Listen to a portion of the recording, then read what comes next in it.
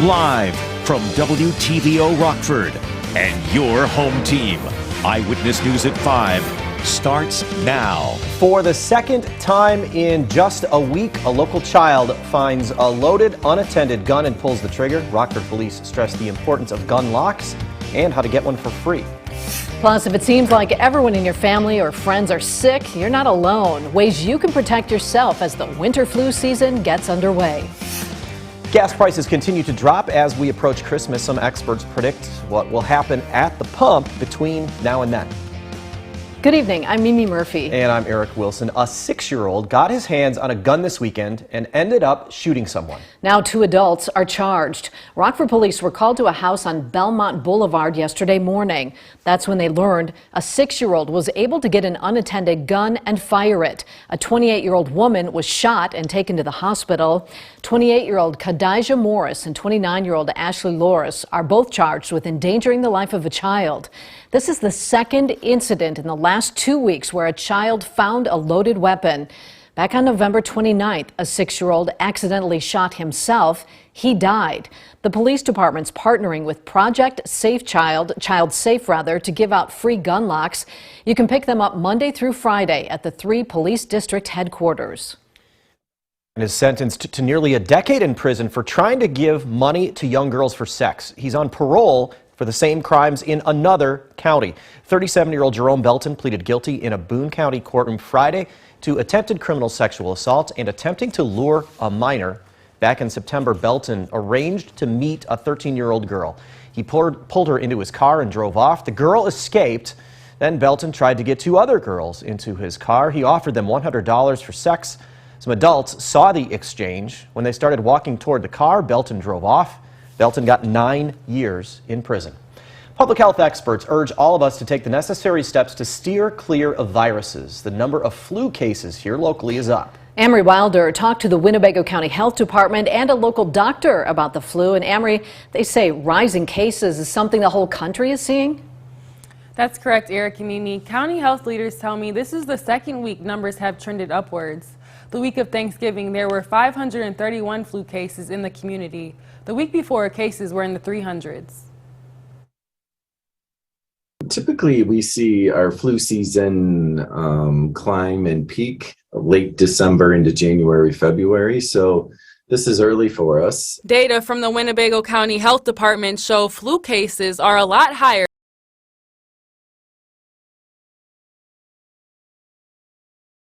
Says their weekly report breaks down the cases into different categories. The population being most impacted by flu right now is our kids from age 0 to 17 years. Dr. Mirza Ali Khan is a family practice physician at the OSF clinic in Belvidere. He says they've been experiencing the same spike at their site. I think they were comparing it like the last time they saw something like this was, if you recall, back in like the early 2000s when they had the swine flu epidemic with the flu. That's kind of the numbers what they were kind of comparing it to as far as what's going on right now. The main thing right now is that, they're wondering, what's going on here? Why is this happening? Both health experts have their ideas of why numbers are so high. In the last couple of years with COVID, we've all wore masks. So that has helped protect us with flu because that's respiratory too. And so with people not wearing masks as often and in public places, given the chance for influenza to spread just like COVID does through the air. Kistner says vaccination rates impact how many cases arise during peak season. He adds, if you haven't already, it's not too late to roll up your sleeves. It will take roughly 2 weeks for that vaccination to do its work in protecting. Which is perfect timing now just before the Christmas and New Year's holidays. Doctors say you should stay home if you are feeling sick. Be sure to cover when you cough or sneeze and always wash your hands. Eric? Thanks, Amory. The Illinois State Board of Elections certifies the November election results. The number of people voting by mail in this election doubled. About 18% of voters chose to cast their ballots this way. In 2018, that number was only 9%. This year, the state rolled out its permanent vote-by-mail applications. That gives people the option to vote this way in every future election. Matt Dietrich, the State Board of Elections Public Information Officer, expects to see more people voting by mail. Voting by mail is becoming more popular with more voters. 18% of the total vote is double the percentage that it was 4 years ago. I think we will see this going into the future, that a lot of people are going to continue voting by mail.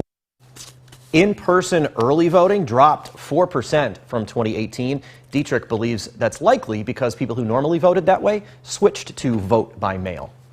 Any non-cashed out vouchers at Rockford's casino could go toward increasing the literacy rate in Winnebago County. For the month of December, any guest can donate their non-cashed out vouchers to the United Way of Rock River Valley. There's a box near the front door to leave the printouts. United Way says literacy rates took a big hit during COVID. They're currently working with other local organizations and school districts to come up with a solution. They say these donations will further their efforts. Gas prices in the state line continue to fall. Gas Buddy reports prices in Rockford are down nearly 9 cents in the past week. The average for a gallon of regular is $3.67. That's more than 52 cents lower than a month ago. Nationally, gas prices are back to what we paid a year ago, $3.36 a gallon. Gas Buddy predicts the national average could drop to under $3 by Christmas. You've got a little more time to get a real ID. The Department of Homeland Security pushed back the deadline to May 7th of 2025. Starting then, anyone traveling by air will need to present a real ID or a valid passport. You'll also need a real ID to visit military bases or secure federal facilities. Real ID compliant licenses are marked with a star at the top. This is the third time the deadline for real ID has been extended. Eyewitness News is proud to begin its search for remarkable women across the state line. We're recognizing local women who've made a tremendous difference through community contribution, self-achievement, or family impact. You can nominate a remarkable woman in your life at mystateline.com or use your cell phone to scan the flow code on your screen. Submissions are open now through December 17th.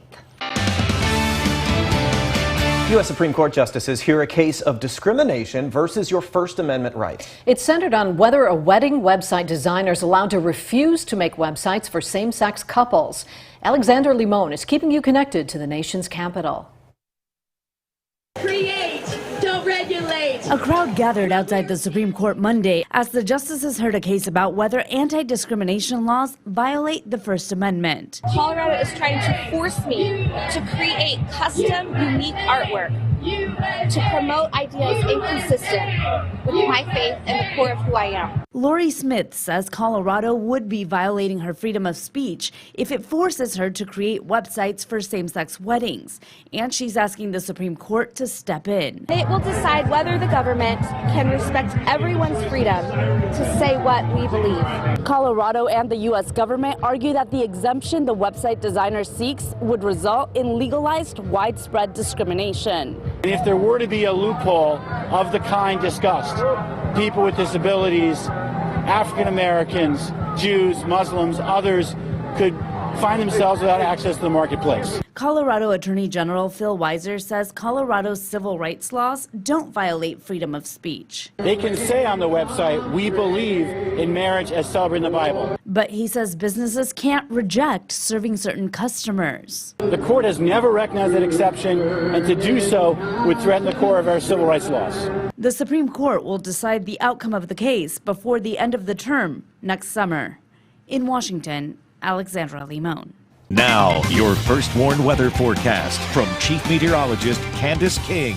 Well, a little improvement from some of the weather we had over the weekend, especially Saturday when we had those strong winds despite the sunshine. It was cold, and yesterday not so much on that wind as temperatures made it back into the upper 30s, low 40s for us this afternoon. We've got the cloud cover. We take a live look with our SkyTrack camera here this evening down in Rochelle. Clouds, something that'll stick with us for most of the night tonight. May see those clouds thin out just in a couple of spots behind a cold front currently moving across southern Wisconsin and northern Illinois. We are still pretty dry despite some of those light radar returns. Light snow showers we see up to the northwest. Temperatures right now dropping to 36 in Freeport, 34 in Rockford, 35 in Rochelle. Not much of a wind out there, and Sandy says it is nice to have a break from some of those gale force winds that we've had over the last couple of days. Current temperature sits at 37, relative humidity now at 66%. No rain, no snow today, but we've got a couple opportunities for a little drizzle or a few sprinkles going into the afternoon and early evening tomorrow. Mostly dry for our Wednesday. We'll see some sunshine, but the general theme throughout the week going to be with that cloud cover and high temperatures in the lower 40s. Rain and then a rain-snow mix, possibly changing over to all snow late Thursday night into Friday. And yes, the potential is there for some accumulation to take place, and then keeping an eye on another storm system early next week as well. As I mentioned, that cold front working through right now. You see a couple of lighter snow showers there forming to the north and west of that through Iowa, Minnesota, Wisconsin. Taking a look at current observations, none of that being recorded at the surface. Reason being, our dew point numbers are dropping back. So while we have a little moisture coming in ahead of that front, and that's where maybe a light sprinkle or two could be possible here over the next couple of hours to the south and east of us.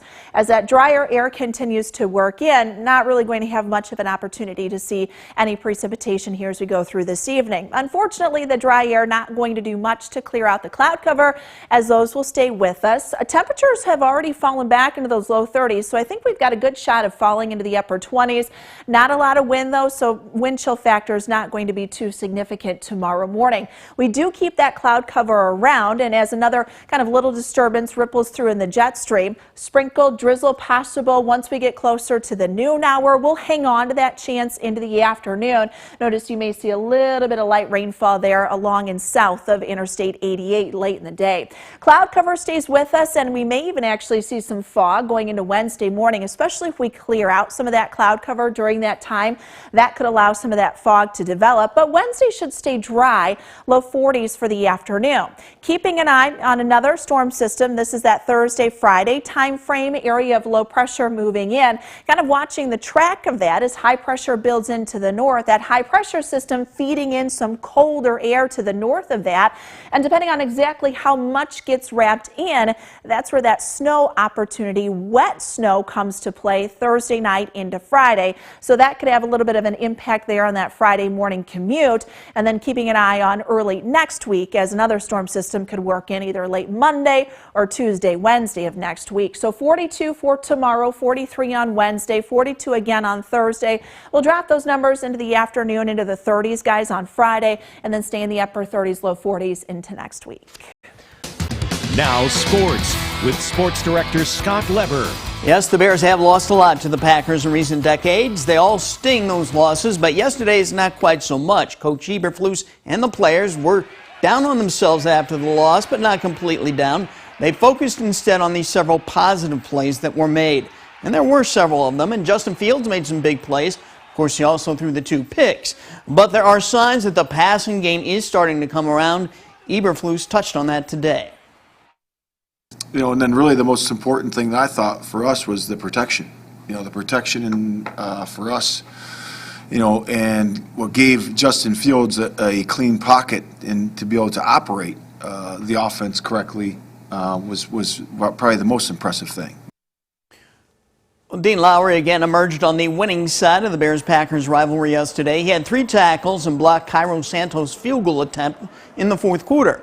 I spoke with Dean after the game. I'll bring you that story tonight at 9 and 10. Well, the Fighting Illini football team is making plans to head to Tampa, Florida. It'll be playing in the ReliaQuest Bowl January 2nd against Mississippi State. The ReliaQuest Bowl used to be known as the Hall of Fame Bowl and then the Outback Bowl. This is the most prestigious bowl game the Illini have been invited to since the 2007 team appeared in the Rose Bowl. It's a reward for the Illini's 8-win regular season. A great bowl, a great place in this time of year compared to maybe a little bit. I've always loved Champaign, but Tampa in January will be really nice, I promise. Well, Orangeville native Tessa Janicki will soon be wearing the letters USA across her chest again. She's been selected to play for the U.S. women's national ice hockey team later this month. Now, the women's national team will play 3 rivalry series games against Canada. This past summer, Janicki played for USA's U18 team in the World Championships, and she was one of that team's top players. But this team she'll now play with is the actual Team USA. Janicki is currently a freshman at Penn State, and she's off to a sizzling start there. She has 12 goals and 10 assists. She is second in the nation in scoring among all freshmen. Some big free agent moves in baseball today. American League Cy Young winner Justin Verlander leaves the Astros and joins the Mets. He signs for 2 years at an average of $43 million per year. Verlander won 18 games last season. An all-star shortstop Trey Turner has agreed to a deal with the Phillies. He signs for a whopping 11 years and $300 million. Turner had a .298 batting average with 21 home runs last season. Candace will have another look at weather in just a moment. First, Ashley Banfield previews her News Nation show. Tonight on Banfield, he's the mysterious man in the hoodie seen on camera right before the 4 Idaho students were murdered. Yet the father of one of the kids says he was cleared too soon by the police without giving DNA and has now left the country. Did the police slip up? Tonight on Banfield. That is all coming up on the cable and satellite stations you see on the left on your screen. You can also head to newsnation.com. First Warn Interactive Radar brought to us by Rockford Auto Glass and More. We've got cloud cover out there this evening. A couple of light snow showers showing up on radar, but not a lot of that reaching the ground just yet because we've got plenty of dry air. Temperatures tonight in the upper 20s. We'll keep that cloud cover around. 42 for the afternoon. Little rain, some snow possible by the end of the week. All right. Thanks, Candace. And thank you for spending some time with us. Stay safe.